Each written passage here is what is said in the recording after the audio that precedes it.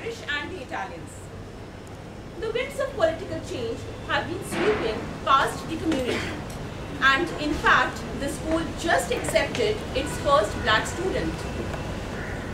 A charismatic and beloved priest, Father Flynn, is all set to upend the strict customs of the school, ones which have been fiercely guarded by Sister Aloysius, the iron-gloved principal of the school, who believed in the power of fear and discipline.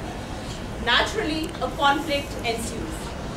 Ladies and gentlemen, here we are, Manch Theatre Group, presenting before you our latest production, Doubt, a Parable. A Tony Award and Pulitzer Prize winning drama written by John Patrick. We hope you have a great evening.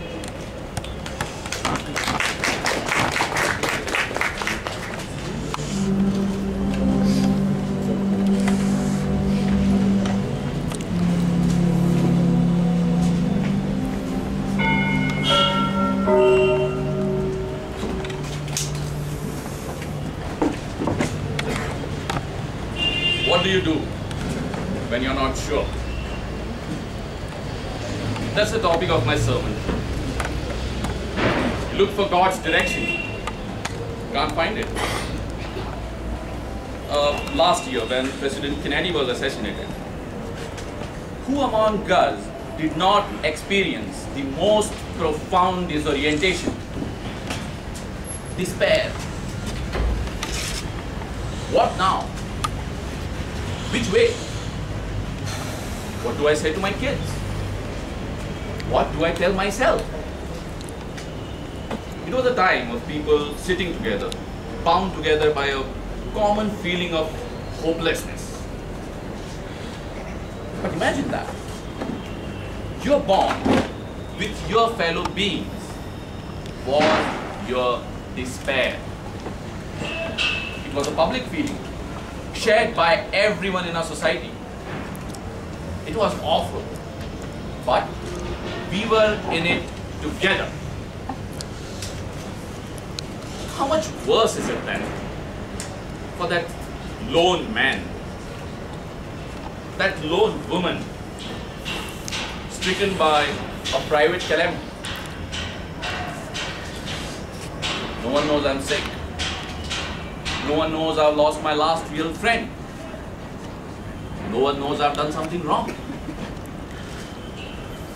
Imagine the isolation. You look at the world as through a window. On one side of the glass, happy, untroubled people. On the other side, you. Something has happened.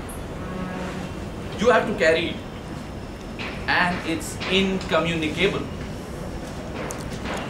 For those so afflicted, only God knows their pain, their secret, the secret of their alienating sorrow. And for those so afflicted, and for a person in this condition, he has to howl to sky, to God, help me. What if no answer comes? Silence. I want to tell you a story. Once, a cargo ship sank and all its crew drowned. Only this one sailor survived. So he made a raft of some spars and, being of a nautical discipline, turned his eyes to the heavens and read the stars.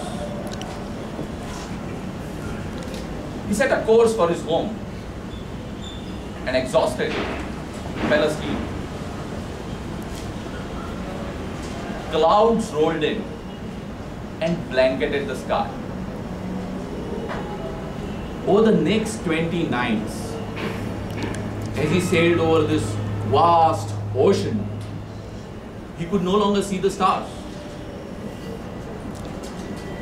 He thought he was on course, but there was no way to be certain. as the days rolled by, and he wasted away with fevers, thirst, and starvation, he began to have doubts. Was he still heading on towards his home?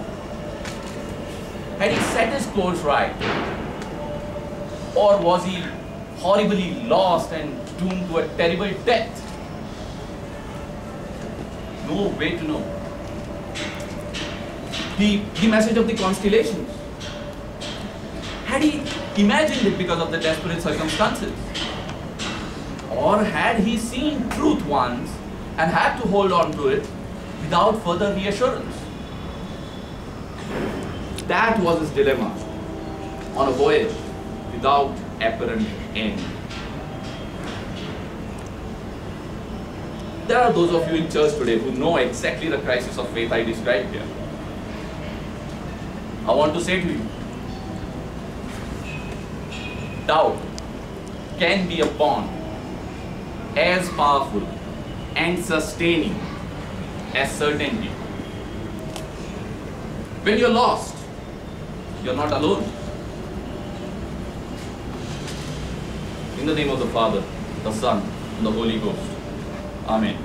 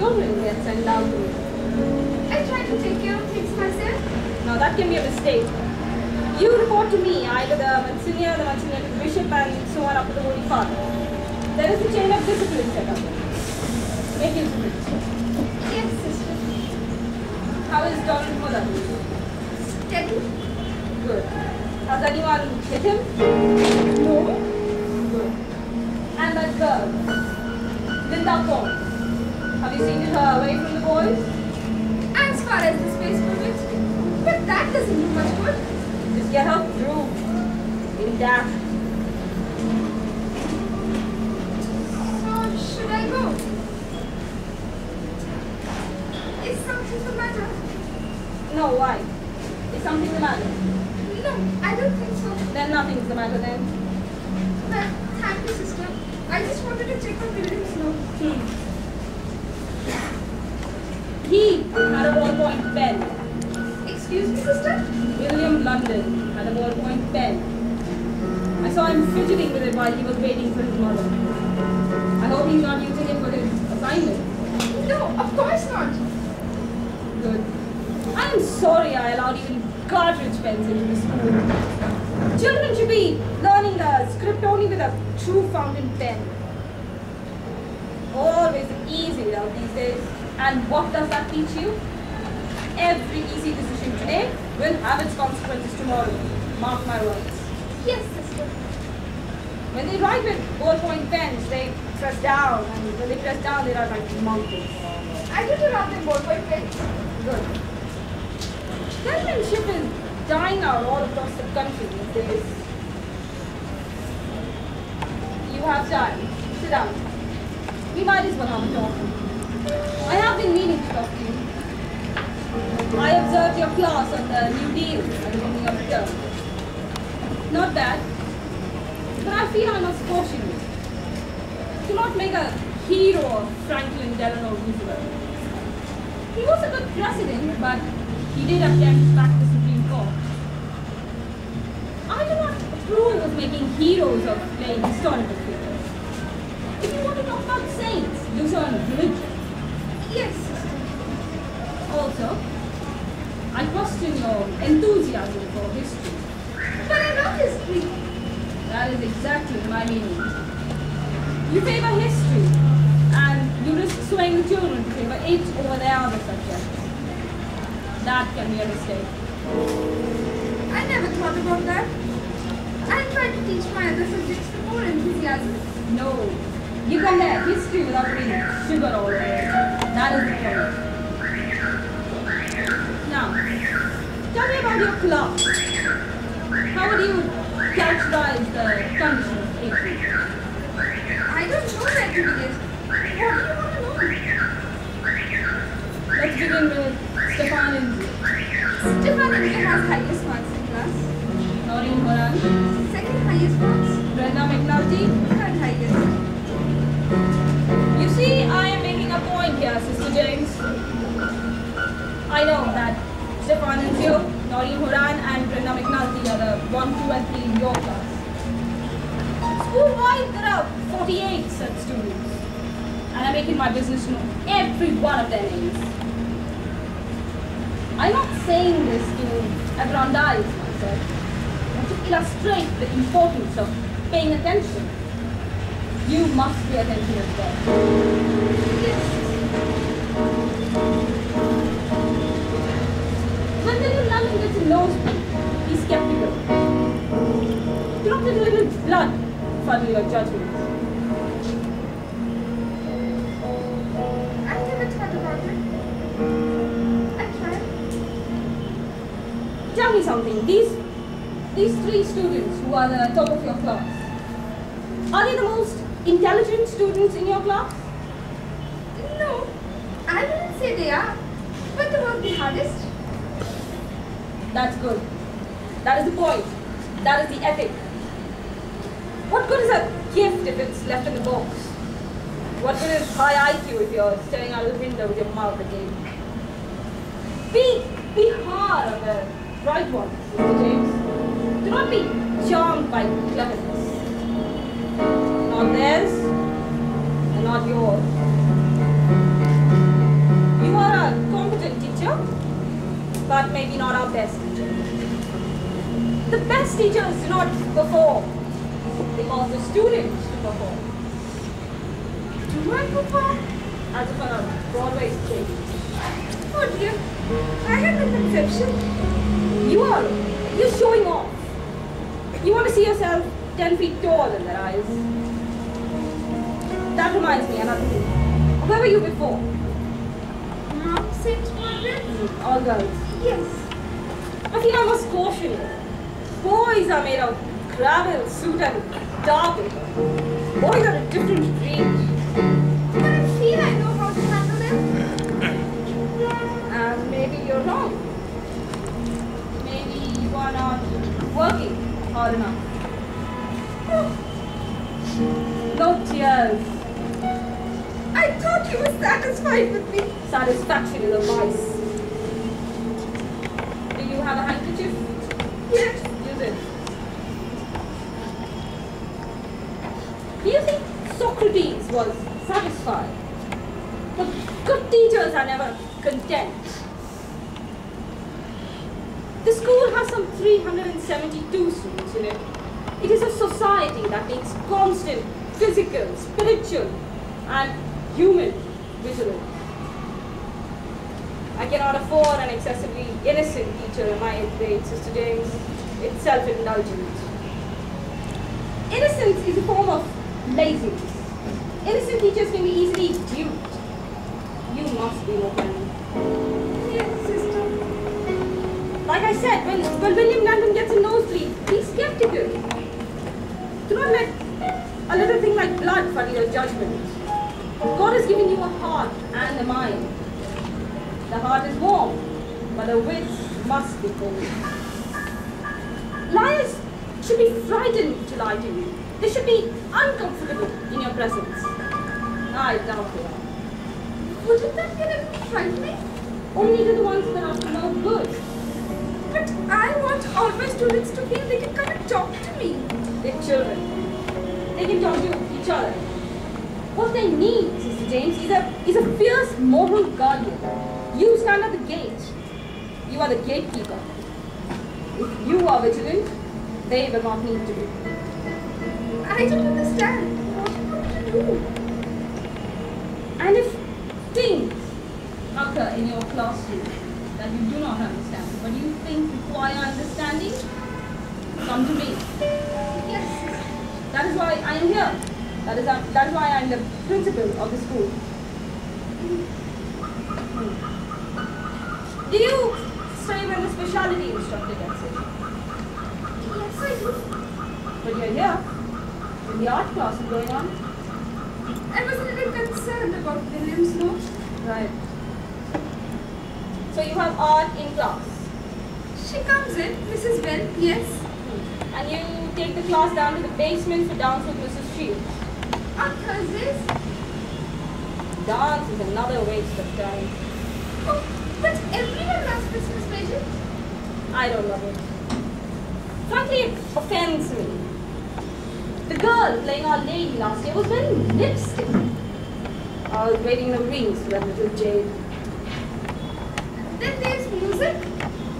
Yes. That strange woman with a portable piano. What's wrong with her neck? Some kind of a goiter. Poor woman. Mrs. Calvin. That's right. We used to have a nun teaching that. Not enough nuns. What else? Physical education and religion? Yes. And we have Father Flynn for that. Yes. He comes in 2 hours a week. You stay when he comes in? Mostly. Unless I have a report to file or... What do you think of Father Flynn? Oh, he is a brilliant man. What a speaker. Yes. His sermon last Sunday was poetic. And he's very good too at teaching basketball. I was surprised. I wouldn't think of a man that knows the personality for a basketball. But he has a way he has. Very good at dribbling and shooting. What do you think that sermon was about? What? That sermon this past Sunday. What do you think it was about? Well, doubt. He was talking about doubt. What? Excuse me, sister? But sermons come from somewhere, don't they? Is Father Flynn in doubt? Is he concerned that somebody else is in doubt? Well, I suppose you'd have to ask him. No, I can't do that. He's my superior. If Father Flynn is concerned, he should go to our fellow priest or the Monsignor. We do not share intimate information with priests. I'm a little concerned. About what? The time? Our class will be over in a few minutes. Have you noticed anything, Sister James? About what? I want you to be alert. I don't think I'm following you. I'm sorry I cannot be more forthright. I must be careful not to create something just by saying it aloud. All I can say is that I'm concerned, perhaps needlessly, about matters in St. Nicholas School. Academically? I wasn't inviting a guessing game, Sister James. I want you to pay attention to your class. Of course I'll pay attention, sister. And I'll try not to perform. And I'll try to be less innocent. I'm sorry you're disappointed in me, Sister Lucius. Please know that I'll try my best, honestly. Look at me. You will trade anything for a warm look. I am telling you here and now, Sister James. I want to see the starch in your character cultivated. If you are looking for reassurances, you can be fooled. If you forget yourself and study others, you will not be fooled. This is important. Now, one more thing and then you need to get back to your class. Sister Veronica is going blind. Oh, how horrible! Yes, this is not generally known and I do not want it known. If they find out at the rectory, they'll take her away and I cannot afford to lose her, I can't. But now, if you see her coming down those stone steps into the courtyard, for the love of heaven, take her hand in fellowship and see that she doesn't kill herself. All right.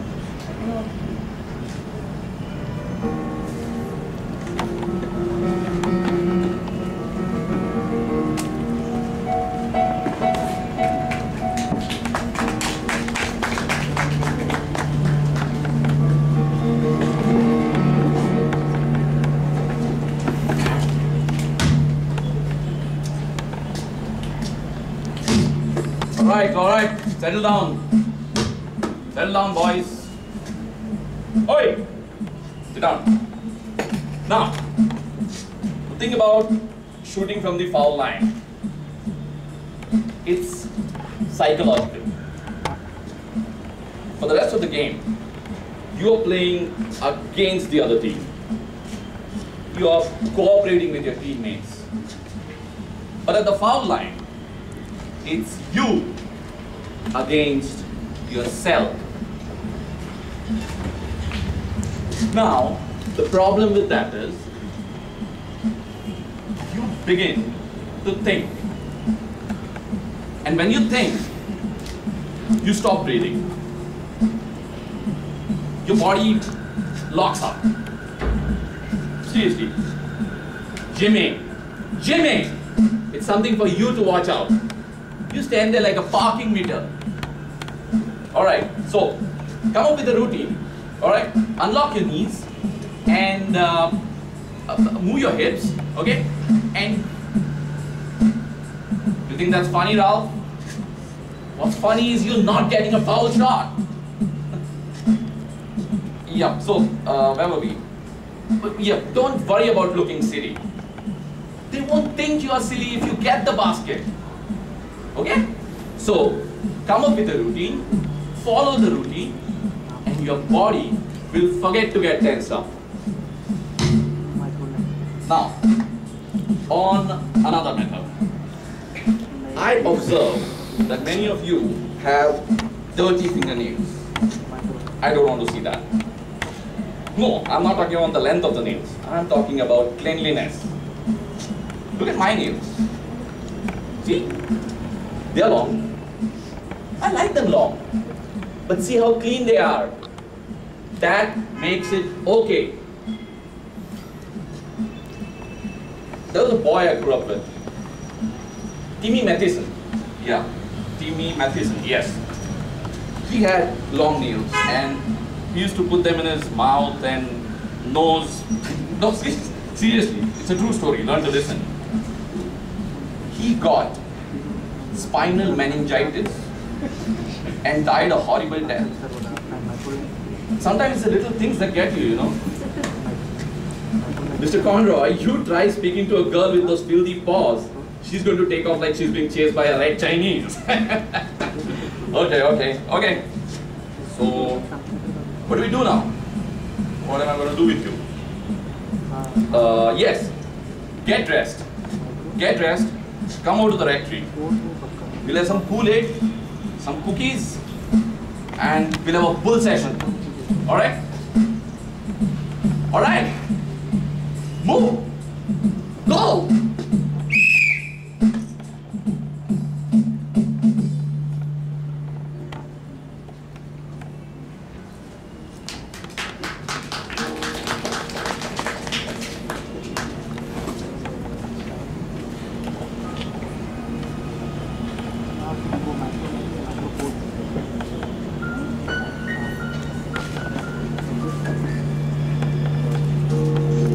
Mr. James? Good afternoon. Mr. McGinn pruned his bush, as he should, but he neglected to protect it from the frost. Have we had a frost? When it comes, it will be too late. You know about gardening. A little. Who's with your class? The girls are having music. And the boys? They're in the rectory. With Father Flynn? Yes. He's giving them a talk. Or not? How to be a man? Well, if nuns were allowed in the rectory, I would be interested to hear that talk. I do not know how to be a man. I would like to know what is involved. Have you ever considered giving the girls a talk on how to be a woman? No, I wouldn't be comfortable. Why not? I just don't think I would. I took my vows at the beginning, at the beginning. Our Blessed Mother Seton, the founder of this church, was married and had 5 children before embarking on her vows. I often wondered how she managed so much in one life. Life is perhaps longer than you think. And the dictates of the soul far more numerous. I was married. You were? You could at least keep the astonishment out of your voice. I didn't know.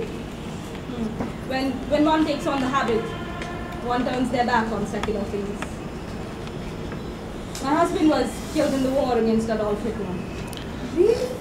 Excuse me, sister. But I am like you. I do not think I would feel competent to give a lecture to a class of tittering girls on the subject of womanhood. What is this garden? Like 40 feet across? The rectory there, the convent here. We might as well be separated by the Atlantic Ocean. I used to potter around in these gardens sometimes, but now Monsignor Benedict does his reverie at Kikoptic times. And we are rightly discouraged from crossing paths with priests unattended. He is 79 though, but nevertheless. Monsignor Benedict is very good, isn't he? Yes, but he is oblivious. To what? I don't believe he knows who the President of the United States is. I mean him no disrespect, of course, but I think he's otherworldly in the extreme. Is it that he's innocent, Sister Lucius? You have a slyness at work, Sister James. Be careful of it. How is Donald Muller doing? He's 13th in class. I know, that's sufficient. Has he been accepted by the other students? He has no friends. I guess that would be a lot to ask in just 2 months. Has anyone hit him? No. Someone will. And when they do, send them straight down to me. I don't think anyone will. We have a statue of St. Anthony on one side of the church altar and St. Patrick on the other. This church serves Irish and Italian families. Someone will hit Donald Muller. He has a protector now. Who? Father Flynn.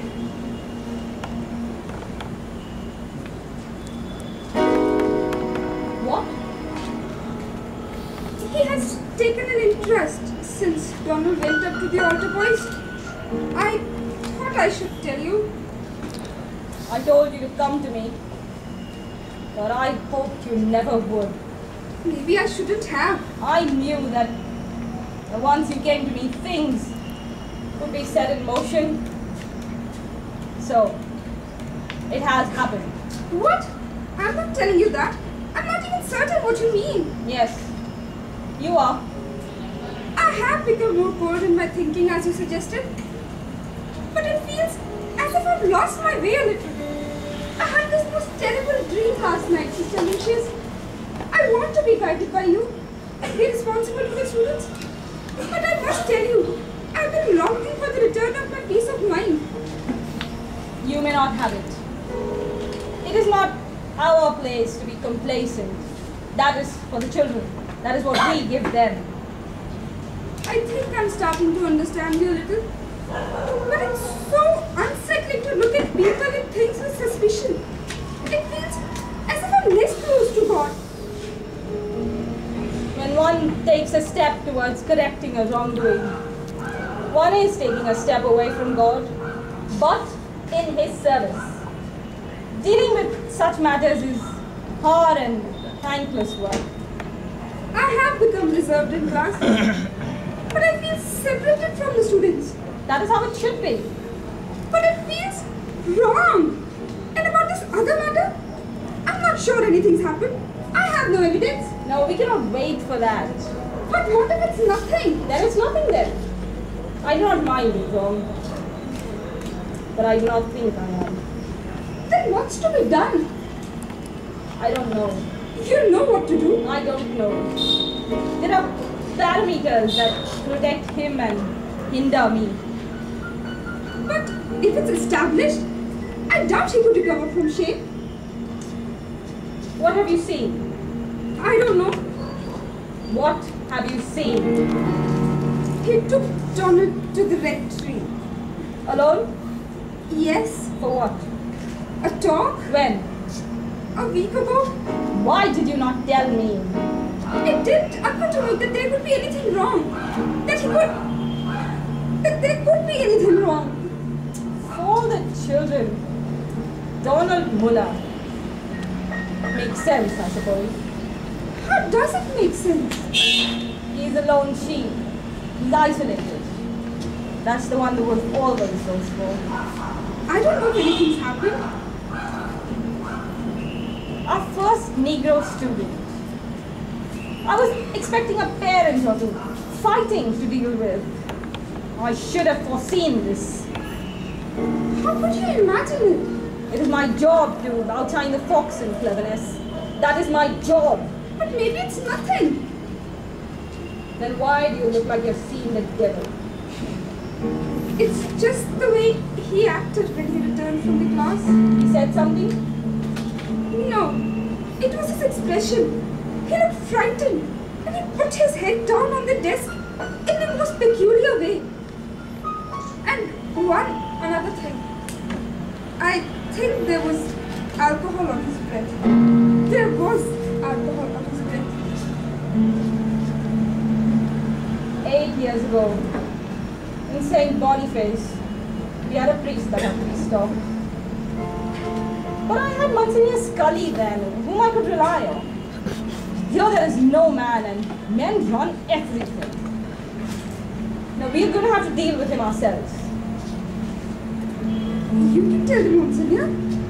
Tell Monsignor Benedict? That man is guileless. He will just ask Father Flynn. But would that be such a bad idea? He would believe whatever Father Flynn told him. He would think the matter settled. But maybe that's all that's need to be done. If I had done something awful and I was confronted with it, I'd be so repentant. Sister James, my dear, you must imagine a man very different from yourself. A man who has done this has already denied a great deal. No. If I tell the Monsignor and he is satisfied with Father Flynn's rebuttal, the matter will be suppressed. But you're supposed to tell the Monsignor. I cannot tell the Monsignor. Once I tell the Monsignor, it's out of my hands. I won't even be able to go to the bishop. I am helpless. Then what? We are going to have to think of a pretext to call Father Flynn to my office on an unrelated matter and then try to force this matter. You will have to be there. Who? Me? No, sister, I can't. I cannot be alone, unattended with a priest, Sister James. That's not allowed. And the sister in attendance has to be you. The circle of confidence cannot be made any larger. Think of the boy if this gets out. But you are supposed to tell him, Monsignor. If I tell the Monsignor, what will I tell him? That you saw something in the boy's eyes, perhaps? That you smelled perhaps something on his breath? Monsignor Benedict thinks the sun rises and sets on Father Flynn. You will be branded a hysteric and transferred. We can ask him. Who? The boy, Tolu Mullah? No, he'll just deny it. Why? Shame.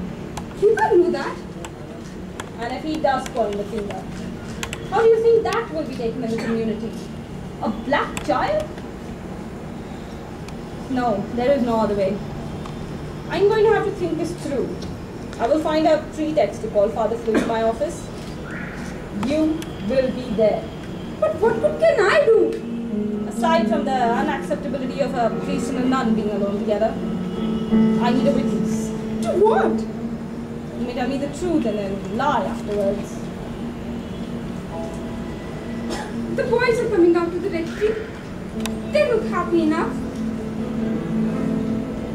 They look smug, like they have a secret. There he is. If I could, Sister James, I would certainly choose to live in innocence. But innocence can be wisdom only in a world without evil. Situations arise. We are confronted with wrongdoing and the need to act. I had to take boys up to the class. Fine, go on. Take them then. I will be talking to you.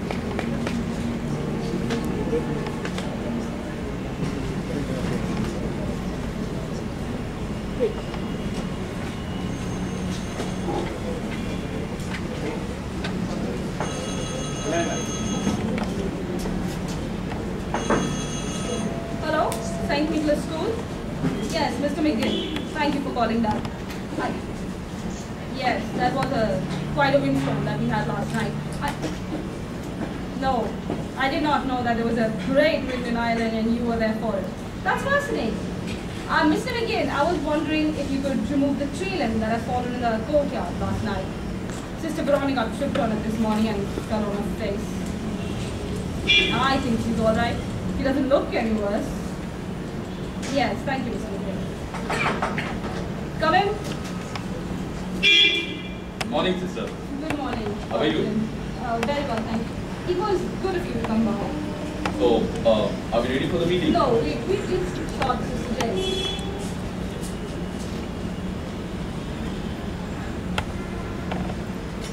Did you let him in?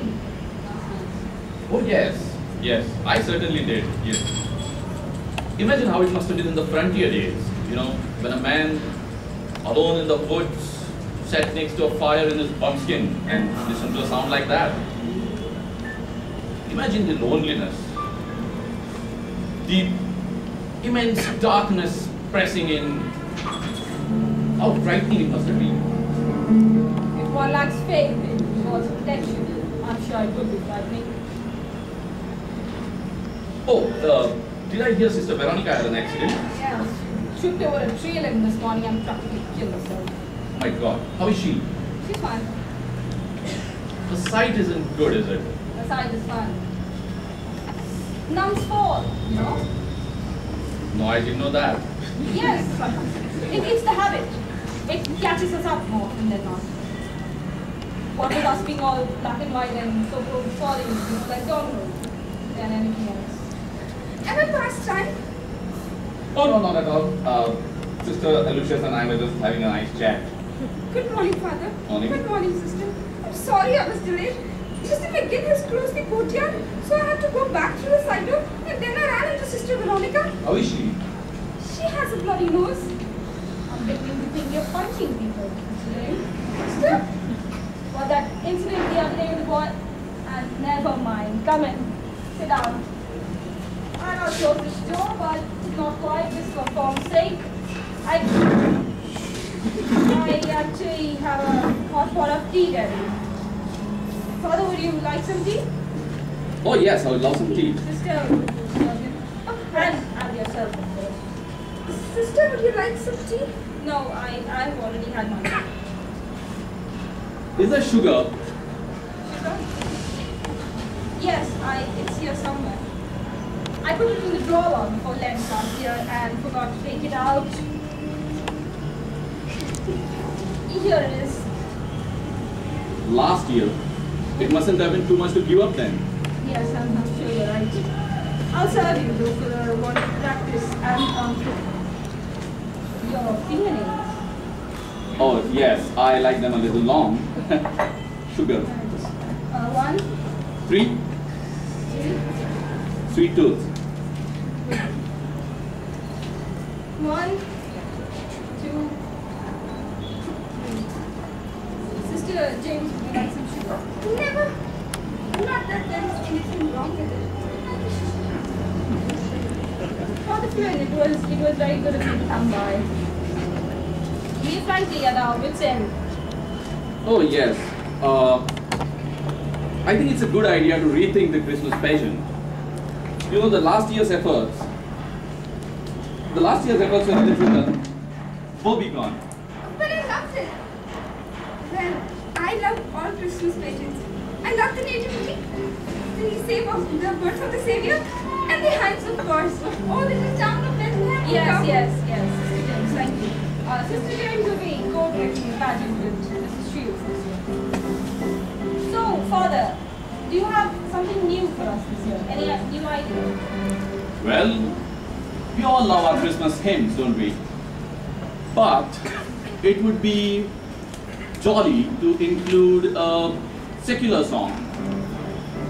Secular? Yes. It's beginning to look a lot like Christmas. Something like that.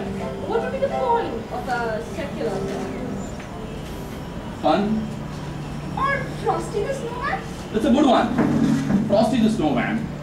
We could have one of the boys dress up as snowman and dance around. Which boy? We could do tryouts. No, Frosty the Snowman espouses a pagan belief in magic. The snowman comes to life when a magic hat is put on his head. If the music was a little more somber, the people would realize that the images are disturbing and the song is heretical. I never thought about Frosty the Snowman like that. No, it should be banned from the neighborhoods. Okay. So, not Frosty the Snowman. No, but it's beginning to look a lot like Christmas. Would be okay, I suppose. The parents would like it. You need to monitor the camera. May I ask what you wrote down? Then you know monitoring things. Oh, sure. Then I will. Nothing. It's just an idea for a sermon. You had one just now. Yes. Have them all the time. Unfortunately. But I forget them, so I have to write them down. May I ask what the idea was this time? Intolerance. Father, would you like some more tea? Not yet. I think the message of the Second Ecumenical Council was that the church needs to take on a more friendlier face. You know, reflect the local community. Maybe we should take the kids out for an ice cream or something. Ice cream?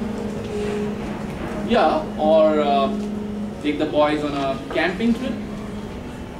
You know, we need to be more friendlier. The children and their parents should think of us as members of their own family, not emissaries from Rome. The pageant should be charming.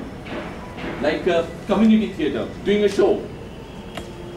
But we are not members of their family. We are different. Why? Because of our vows? Precisely. I don't think we are so different. You know what, sister? I'd love some more tea. Thank you. But they think we're different. The working class members of this parish trust us to be different. I think we are just getting off the topic. Yes. Coming back to the Christmas pageant. You must be careful now how you use Donald Muller in the pageant. Careful there, sister. You don't spill. Yes. What about Donald Muller? You must be careful how we use him in the pageant. That we neither hide him nor put him forward. Because of the color of his skin. Precisely. Why? Come now, Father, you're being disingenuous. I think, thank you, he should be treated like any other boy. You singled him out for special treatment though. You had a private meeting with him in the rectory a week ago? Yes. What are we talking about? Donald Muller? The boy was acting strangely when he came back to class. He did. When he returned from the rectory. A little odd, yes. Can you tell us why? How exactly did he act strangely? I don't know how to explain you this, but he put his head down on the desk. So, you had an impression. Yes. And because he had come back from the rectory, you're asking me if I know anything about it. That's it.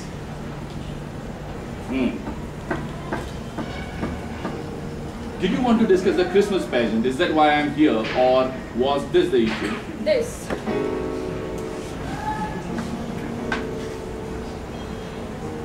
Okay, I'm feeling a little uncomfortable. Why? What do you think? Something about your tone? I would prefer a discussion of fact rather than tone. Honestly. If I judged my conversation with Donald Muller to be of any concern to you, sister, I would have set you down and talked to you about it. Maybe I did not judge my conversation to be of any concern to you. Maybe you are mistaken in your belief of what concerns you. This boy is in my school. His well-being is my concern. His well-being is not at ease. I am not satisfied that that is true. The boy was upset when he came back to class. Did he say something? No. What happened to the rector? Happened? Nothing happened. I had a talk with the boy. About what? It was a private matter. He's 12 years old. What could be private? I'll say it again, sister. I'm not liking your tone. This is not about my tone, Father Flynn, or about your tone. This is about getting to the truth. Of what? You know what I'm talking about, don't you? You are controlling the expressions on your face right now. My face? Sister, you brought me here to discuss about the Christmas pageant. Am I supposed to understand that you brought me here on that pretext to confront me in some way? It's absolutely ridiculous. I'm not answerable to you. What exactly are you accusing me of? I'm not accusing you of anything, Father Flynn. I'm asking you, tell me what happened in the rectory. Well, I don't want to continue this conversation at all any further. And if you're not satisfied with that, I suggest you take it up with Monsignor Benedict. I would like to assume that your unfortunate behavior this morning is a result of overwork. Possibly you need a leave of absence. I may suggest it. Thank you, sister. Sister? Good morning, Father. The boy had alcohol on his breath when he came back from his meeting with you.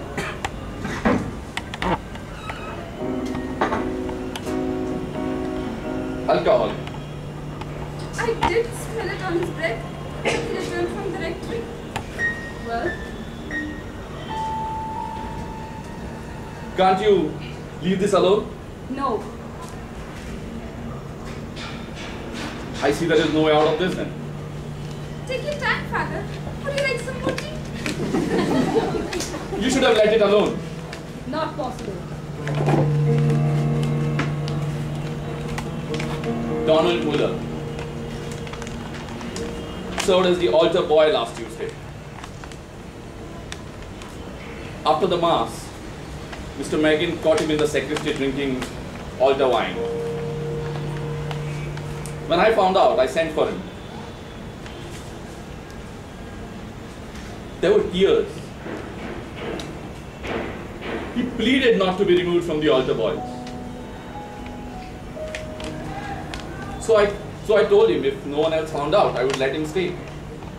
Oh, what a relief. That explains everything.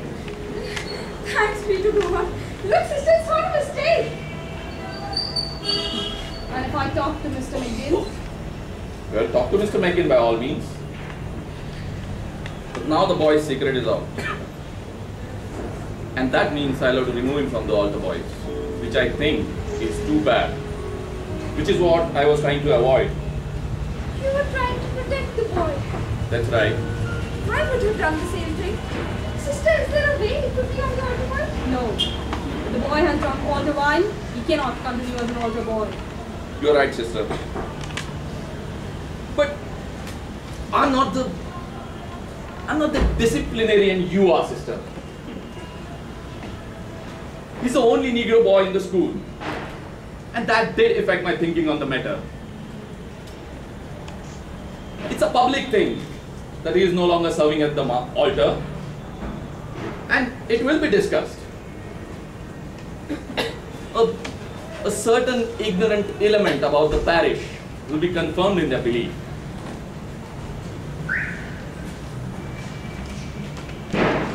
If the boy has been held to the same standards as the other ones. Yes, of course.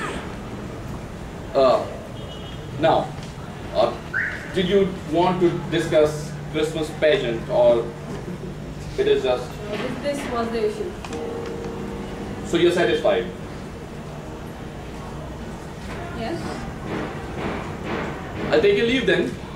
Have some writing to do. Intolerance. Yes. Intolerance. I'm not pleased with the way you handled the system. Next time you're possessed by dark ideas, I suggest you speak to Monsignor first. Thank you. Well, what a relief. He explained everything. You believe it? Of course I do. Isn't it that it's easier to believe it? Well, I'm convinced. You're not. You just want things to be simplified so that you can have your simplicity back. I want no further part of this. I will be indulged. With or without your help. How can you be so sure? Experience. You don't like him. You don't like it that he is a ballpoint pen. You don't like it that he takes 3 grams of sugar in his tea. And you don't like it that he likes Frosty the Snowman.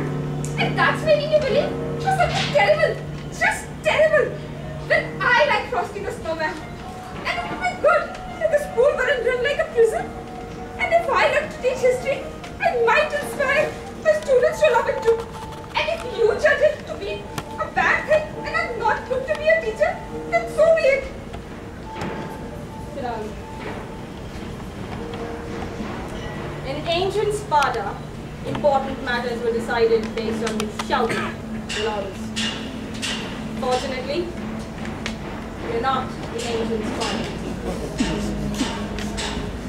Now, do you really judge this school to be a prison and the students to be treated as inmates? No, I don't. By and large, everybody seems to be happy. But they're all really from the frightened of you. Yes, that's how it should be. Sit there.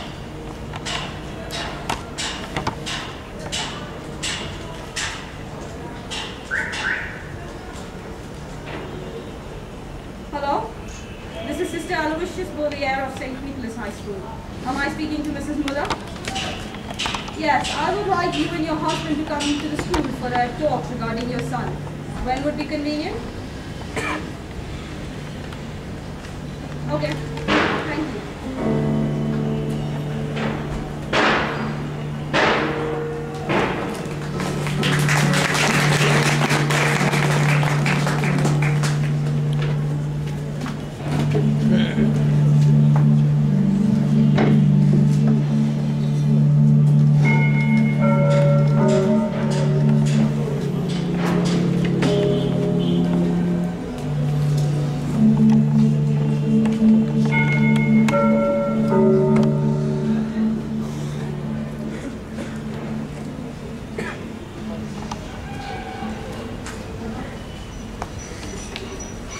Once, a woman was gossiping to a friend about a man she hardly knew. I know none of you have ever done this. But that night, she had a dream. And a great hand appeared over her and pointed down at her. She was consumed with an overwhelming sense of guilt. So the next day, she went to confession. There, she met the old parish priest, Father Oruke. Is gossiping a sin? Have I done something wrong? Should I be asking for your absolution, Father? Yeah, said Father Oruke. Yes, you ignorant, badly brought up female. You have borne false witness against your neighbor. You have played fast and loose with his reputation. And you should be heartily ashamed of yourself. So she said she was sorry and asked for forgiveness. Not so fast, said Father Oruke. I want you to go back home. Take a pillow and cut it open with a knife upon your roof. And then I want you to come back to me. So she went home. She went home, took a pillow from her bed, a knife from a drawer, and went up the fire escape to the roof and cut open the pillow. And then, as instructed, she came back. Did you cut the pillow? Oruke. Yes, Father. And what was the result? Feathers. Feathers everywhere, Father. I want you to go back and bring back every feather that flew up on that bench, said Father Oruke. So she replied, that's not possible, Father. They went all over. The wind took them all over. And that, said Father Oruke, is gossip. In the name of the Father, the Son, and the Holy Ghost. Amen.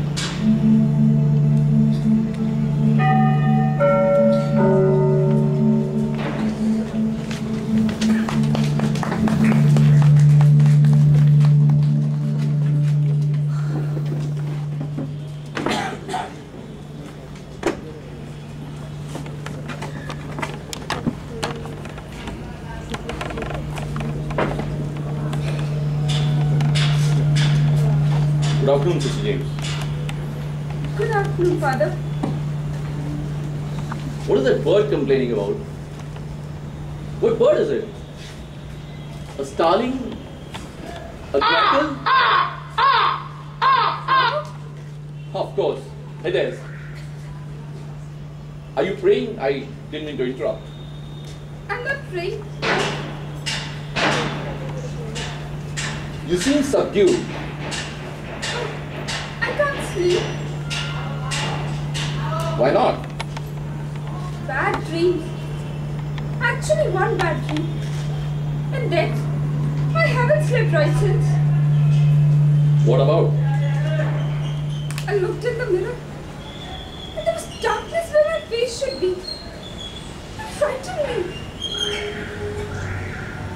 Well, I can't sleep on occasion. No? Do you see that big hat pointing the finger at you? Yes, sometimes. Was your sentiment directed at someone in particular? What do you think, Sister James? Did you make a big story about the pillow? Yes. You have to make up stories to illustrate in the tradition of the parable. But aren't the things that actually happen in real life more worthy of interpretation than a made-up story? No. No. What happens in real life is beyond interpretation. The truth actually makes for a bad sermon. It tends to be more confusing and has no clear conclusion. I received this letter from my brother in Maryland yesterday. He's very sick. Then maybe you should go and see him. I can't leave my class. Class. How's Donald Muller doing? I don't know. You don't see him? I see him every day, yes. But I don't know how he's doing. I don't know how to judge these things now. I've stopped speaking to him for the fear of being misunderstood. Isn't that a shame? He doesn't understand why. I think I neglected him the other day when I might have crossed him in the hall.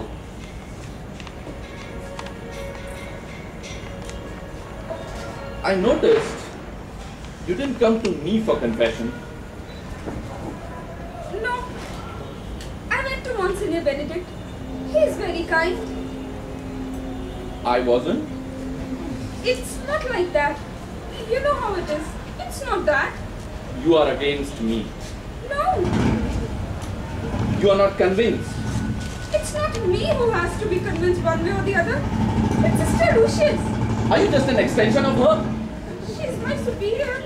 But what about you? I wish I knew nothing whatever about it. I wish the idea had never entered my mind.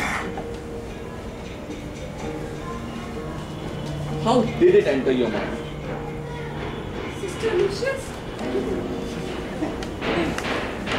I think my reputation has been damaged for no fault of my own. And I am reluctant to take the steps necessary to correct it for the fear of doing further harm. It's frustrating, I can tell you that.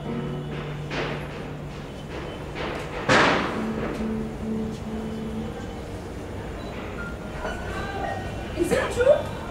What? You know what I'm asking? No, it's not true. I don't know what to believe. How can you take sides against me? It doesn't matter. It does matter! There's no substance to any of this. The most innocent actions will appear sinister to a poisoned mind. I had to throw that poor boy off the altar. He's devastated. The only reason why I'm not going to Monsignor is because I don't want to tear apart the school. Sister Aloysius will most certainly lose her position as the principal of the school if her accusations are to be known. And since they are baseless, you will lose your place as well. Are you threatening me? What do you take me for? No! I want to believe you. Please do. It's as simple as that. It's not me who has to be convinced. I have nothing to prove to her. She's determined To what? to take the boy. It's me who cares about the boy, not her. Has she ever reached out a helping hand to that child or any child in that school? She's like a block of ice. Children need kindness, warmth, understanding. What does she give them? Rules. That black boy needs a helping hand, or he's not going to make it through here. If she has her way, he'll be left to his own undoing. Why do you think he was in the sacristy drinking wine the other day? He is in trouble, Sister James. She sees me talk in a human way to these children and she immediately assumes that there's something wrong, something dirty. I am not going to let her keep this parish in the dark ages. And I'm not going to let her destroy my spirit of compassion. I'm sure that is not intent. I care about this congregation. I know you do. Like you care about your class. You love them, don't you? Yes. Well, that's natural. How else will you connect to children? I can look at your face and know your philosophy. Kindness. I don't know. I mean, of course.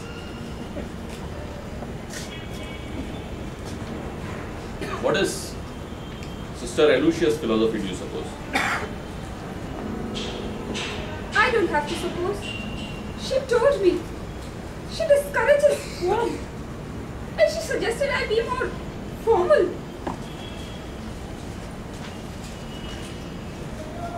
There are people who will go after your kindness, Mr. James. Who will tell you the light in your heart is a weakness. That your soft feelings betray you. I don't believe that. It's an old tactic. It's an old tactic of cruel people to kill kindness in the name of virtue. Don't believe it. There's nothing wrong with love. Of course not. But How could you forget? That was the message the Savior to us all. Love. Love for the people. Not suspicion, disapproval and judgment. Do you find Sister Aloysius a positive inspiration? I don't want to misspeak. But no. She's taken away my joy of teaching. And teaching was the thing I loved the most.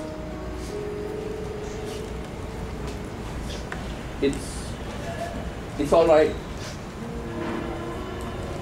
You'll be all right. I feel as if everything is upside down. No, Sister James. It isn't. It just appears that way.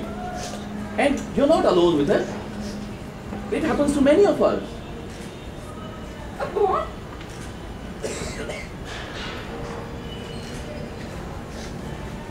I'd better go in. I'm sorry your brother is ill. Thank you, Father.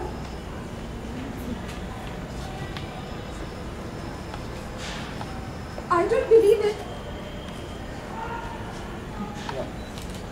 You don't? No. Thank you, sister. That's a great relief. Thank you very much. Oh, quiet!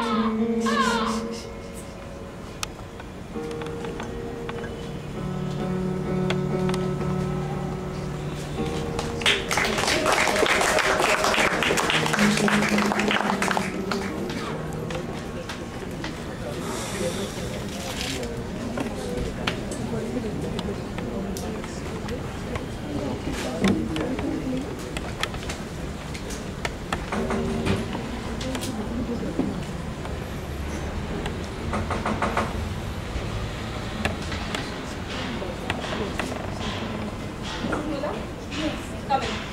Please have a seat. Thought I might have the wrong day when you didn't answer the door. Yes, well, just between us, I was listening to this little transistor radio with a earpiece. Look how tiny they make it these days. I confiscated it from one of my students and now I can't stop listening to it. No, not music, no. News reports. Years ago when my husband was in the war in Italy, I used to listen to all the news reports. When I came into the possession of this little thing, I found myself doing it again. Though there is no war and the voices have changed. You were a married woman.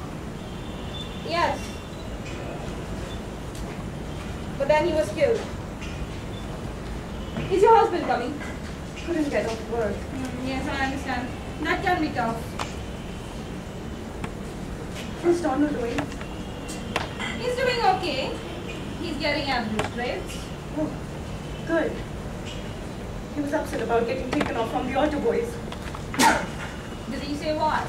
He said he was caught drinking wine. That is the reason. Well, that seems fair. But he's a good boy, sister. He fell down there, but he's a good boy pretty much down the line. And he knows what an opportunity he has here. I think the whole thing was just a bit much for him. Whole thing? What do you mean, the whole thing? He's the only colored here. He's the first in the school. Right. That would be a lot for a boy. But he has to do all the work, of course. He is doing it though, right? Yes, he is doing it. He's getting by. He's getting through. How is he at home? His father beat the hell out of him over that wine. No, he should not have done that. You don't tell my husband what to do. You just stand back. He didn't want Donald to come here. Why not? Thought he'd have a lot of trouble with the other boys. But that hasn't really happened as far as I can make out. That's good. That priest, Father Flynn, been watching out for him. Yes, Father Flynn. Have you met Father Flynn? Not exactly. Just seen him on the altar. Never met him face to face. No. Just heard from Donald, you know. What does he say? You know, Father Flynn. He looks up to him. The man gives him his time, which is what the boy needs. He needs that. Mrs. Mullah, we may have a problem. Well, I thought you must have a reason to call me in. Principal's a big job, and if you stop your day to talk to me, it must be something. I just want to say though, it's just till June. Excuse me? Whatever the problem is, Donald has to make it here just till June. Then he's off into high school. Right. Donald can graduate from here. He could get into a good high school, and that would mean an opportunity at college. I believe he has the intelligence, and he wants it too. I don't see anything standing in the way of Donald graduating with his class. Not at this point in time. Well, that's all I care about. Anything else is all right with me. I doubt that. Try me. Mrs. Mullah, I'm concerned about the relationship between Father Flynn and your son. You don't say concerned. What do you mean concerned? That it may not be right. Well, there's something wrong with everybody, isn't that so? You've got to be forgiving. Frankly, I'm concerned that Father Flynn may have made advances on your son. May have made. I can't be certain. No evidence. No. Then maybe there's nothing to it. I think there's something to it. Well, I would prefer not to see it that way if you don't mind. Yes, I understand. It can be hard to hear. Mrs. Mullah, I believe that Father Flynn gave Donald that altar wine to drink. Why would he do that? Have you noticed anything strange in Donald lately? No. Nothing out of the ordinary? He's been himself. All right. Look, sister, I don't want any trouble. And I feel like you're on the mark somehow. I don't think you quite understand what I'm trying to say. I think I understand the kind of thing you're talking about, but I don't want to get into it. What is that? Not to be disagreeing with you, but if you're talking about something floating between this priest and my son, that ain't my son's fault. No, I'm not saying it is. He's just a boy, I know. 12 years old. If anybody should be taking the blame for anything, it should be the man, not the boy. And I agree with you completely. You're agreeing with me, but I'm the one sitting here in the principal's office talking about my son. Why isn't the priest in the principal's office, if you know what I mean? And excuse my bringing it up. You're here, Mrs. Muller, because I am concerned about Donald's welfare. But then I'm not. Of course you are. Can I ask you something? You honestly think that priest gave Donald wine to drink? Yes, I do. Then how come my son got kicked off the auto boys if it was a man who gave it to him? The boy got caught. The man didn't. How come the priest didn't get kicked off his priesthood? He is a grown man. Educated. He knows what's at stake. It's not easy to pin someone like that down. So you give my son the whole blame. No problem my son getting blamed and punished. That's easy. Do you know why that is? Mrs. Muller, I think you should let me talk. You're getting upset. That's because that's the way it is. We're just finding out about it, but that's the way it is and the way it's been, sister. You're not going against no man in the robe and win, sister. He's got the position. And he's not your son. Let him have him then. What? It's just till June. Do you even know what you're saying? More than you do. I believe that Father Flynn is creating or has already brought about an improper relationship with your son. I don't know. I know I am right. Why do you need to know something like that for sure when you don't? Please, sister. You've got some kind of a righteous cause going on with this priest and now you want to drag my boy into it. My son doesn't need any additional difficulties. Let him take the good and leave the rest when he leaves this place in June. He knows how to do that. I taught him how to do that. What kind of a mother are you? Excuse me, but you don't know enough about life to say a thing like that, sister. I know enough. You know the rules maybe, but that don't cover it. I know what I won't accept. You accept what you gotta accept and you work with it. That's the truth, I know. Sorry to be so sharp, but you're in here in this room. This man is in my school. Well, he's got to be somewhere. And maybe he's doing some good too. Yeah, he's after Ever think of that? He's after the boy. Then maybe some of the boys want to get caught. Then maybe what you don't know is that my son is that way.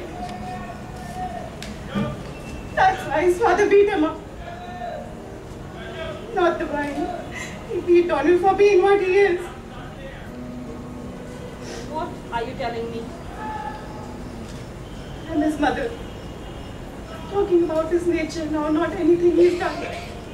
But you can't hold a child responsible for what God gave him to be.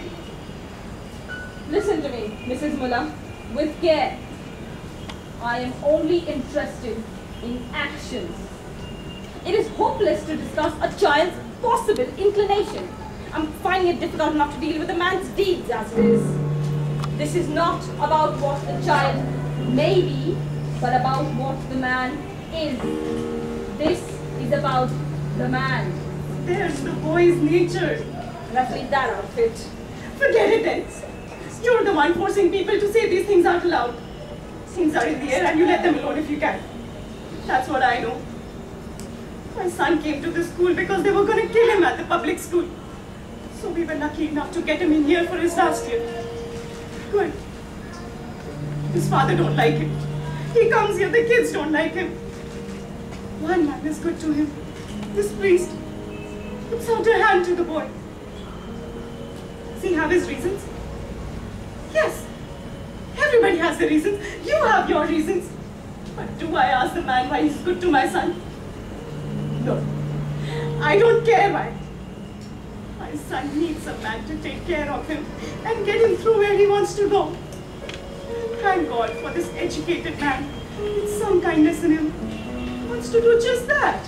No, this will not do. It's just till June. Sometimes things aren't black and white. And sometimes things are. I'll throw your son out of the school, make no mistake. But why would you do that if nothing started with him? Because I will stop this any way I can. You told my son to get your way. It will not end with your son. There will be others. They are not ready. Throw the priest out there. I am trying to do just Then that. what do you want from me? Nothing, as it seems. I was hoping you would have something that would help. But it seems you don't. Please leave my son out of this. My husband will kill that child over a thing like this. I'll try.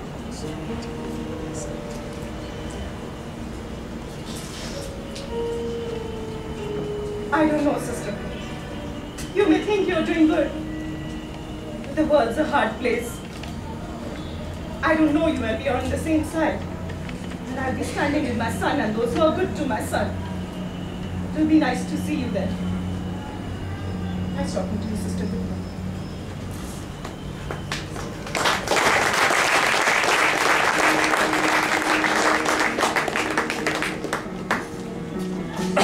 May I come in? The third party is required, Father. What was Donald's mother doing here? We were having a chat. What? The third party is truly required, Father. No, sister. No third party. You and me are due for a talk. You have to stop this campaign against me. You can stop this. At any time. How? Confess and resign. You are trying to destroy my reputation. But the result of all this is going to be your removal, not mine. What are you doing in this school? I'm trying to do good. More to the point, what are you doing in this priesthood? You are single-handedly holding this church and this school back. For what? Progressive education and a welcoming church. Oh, you cannot distract me, Father Flynn. This is not about my behavior. This is about yours. It's about your unfounded suspicions. That's right. I have my suspicions. You know what I haven't understood through all this? Why do you suspect me? What have I done? You gave that boy wine to drink, and then you let him take the blame. That's completely untrue. Did you speak to Mr. McGinn? All Mr. McGinn knows is that the boy drank wine. He does not know how he came to drink it. Did Donald's mother have something to add to that? No, That's it then. There's nothing to it. I am not satisfied. If you are not satisfied, talk to the boy then. No, he will only protect you. That is what he has been doing. And why would he do that? Because you have seduced him. You are insane! You got it in your head that I've corrupted this child after giving him wine, and nothing I say will change that. That's right. But correct me if I'm wrong. It's not about the wine. Not really. You had a fundamental mistrust of me even before this incident. That's true. It was you who asked Sister James to be on the lookout, wasn't it? That's true. Why? I know people. That's not good enough. It won't have to be. How's that?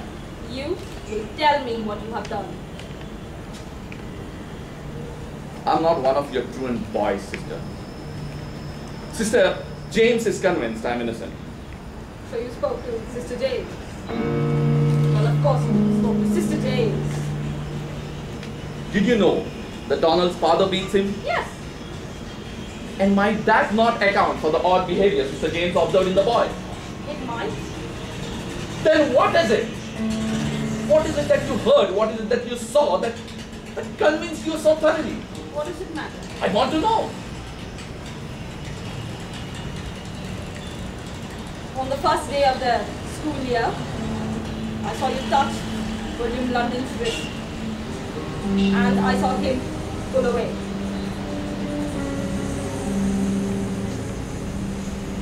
That's it? That's it. But that's nothing. What are you writing down now? You leave me no choice. I'm writing down what you say. I tend to get too flustered to remember the details of an upsetting conversation. And this may be important when I speak to Monsignor and explain to him why you are to be removed as the principal of the school.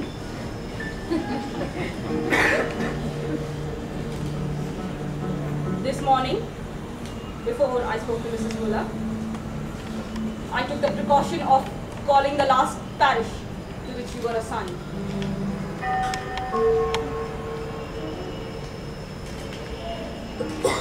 What did he say?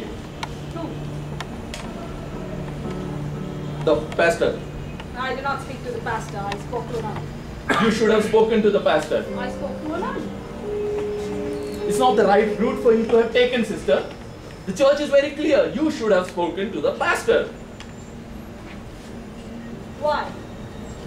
Do you have any understanding you may need. Father Flynn, you have a history. You have no right to go rummaging through my past. This is your third marriage in 5 years. Ask the pastor why I left. I've not done anything wrong. It was perfectly innocent. I'm not talking to the pastor. I'm a good priest. And there's nothing in my record to suggest otherwise. You will go after another child and another until you're stopped. What nun did you speak to? I wasn't. I have not touched a child. You have. You're not the slightest proof of anything. But I have my certainty. And armed with that, I will go to your last parish. And one before that, I will find a parent. Trust me, I will. A parent who does not know that you're still working with children. And once I do that, you will be exposed. You may even be attacked, metaphorically or otherwise. You cannot act on your own. You are a member of a religious order. You have taken vows, obedience being one. You are answerable to us. You cannot step outside the church. I will step outside the church if that's what needs to be done. Even though the doors might close behind me, I will do what needs to be done. If it means I'm down to hell. And you must know that, Father Flynn, or you will mistake me. Now, did you give Donald Muller wine to drink?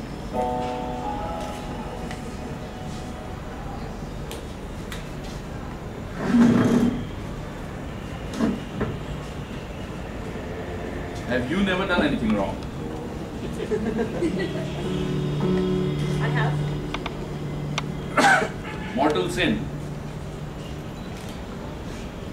Yes. And I confessed it.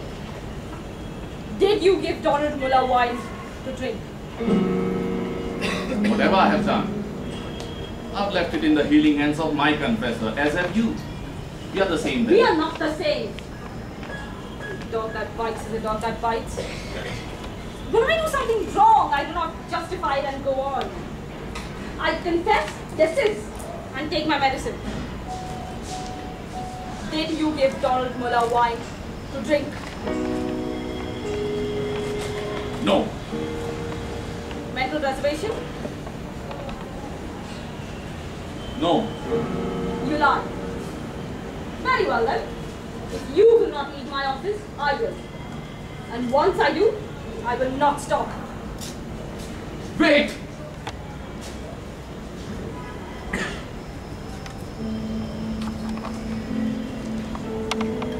You will ask for a transfer from this bank. And you will ask for a leave of absence until that transfer is granted. And do what? For the love of God. Life is here. Don't.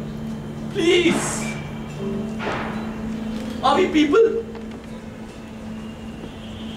Am I a person in flesh and blood like you? Or are we just ideas and convictions?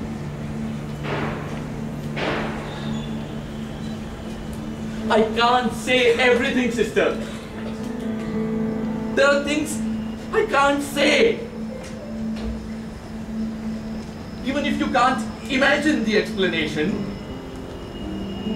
there are things beyond your understanding. Even if you feel certainty, it's only an emotion, not a fact. In the spirit of charity, I appeal to you. On behalf of my life's work, you have to behave responsibly.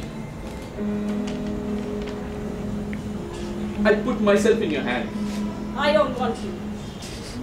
My reputation is at stake. You can preserve your reputation. If you say these things, I won't be able to do my work in the community. Your work in the community should be discontinued. You leave me with nothing. That is not true. It is Donald Muller who had nothing, and you took full advantage of that fact. It's not true. I care for that boy very much. Because you smile at him and sympathize with him and treat him as if you were the same? The boy needed a friend, Sister Elysius. You are a cheat. The warm feeling that you experience when Donald looks at you with trust is not the sensation of virtue. It can be got by a drunkard from the start of rum. You are a disgrace to the collar, and the only reason you haven't been thrown out of churches is a decline in vocations. I can fight you. You will lose. You can't know that. I know.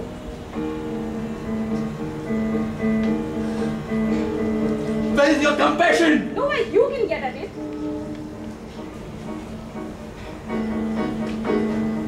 Stay here. Compose yourself. You can phone if you like. Good day, Father Flynn. I have no sympathy for you. I know that you are invulnerable to true regret. I'll cut your nails.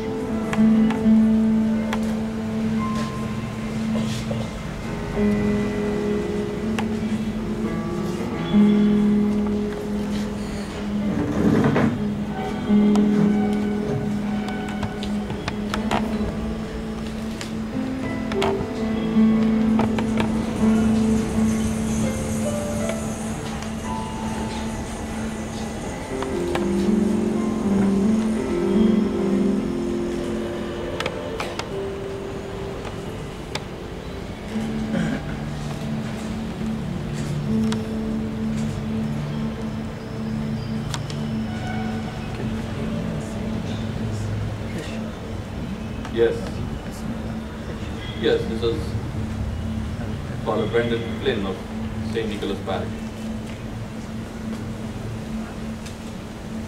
Up.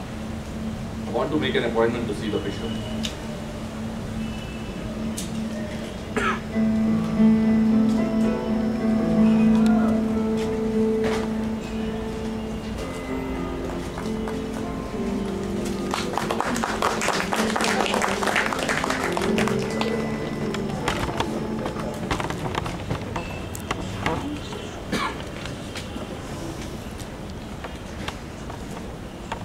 How is your brother?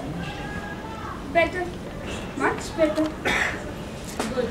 I prayed for him. It was good to get away. I needed to see my family. It's been so long. Then I am glad you did it. And Father Flynn's gone. Yes. So you did it. You got him out. Yes. Donna is heartbroken that he's gone. Can't be helped. It's only till June. I don't think Father Flynn did anything wrong. No? He convinced you? Yes, he did. Did you prove it? Prove what? That he interfered with Donna Muller. Prove it to whom? Anyone but yourself. No. But you were sure. Yes. I wish I could be like you. Why? Because I can't sleep at night anymore. Everything seems so uncertain to me now. Maybe we are not meant to sleep so easily, Sister James. They made him pastor of St. Jerome. Who? Bishop. Made Father Flynn pastor of St. Jerome School and Church. It is a promotion. You didn't tell that? I told our good Monsignor Benedict. I crossed the garden and told him. He did not believe it to be true. Then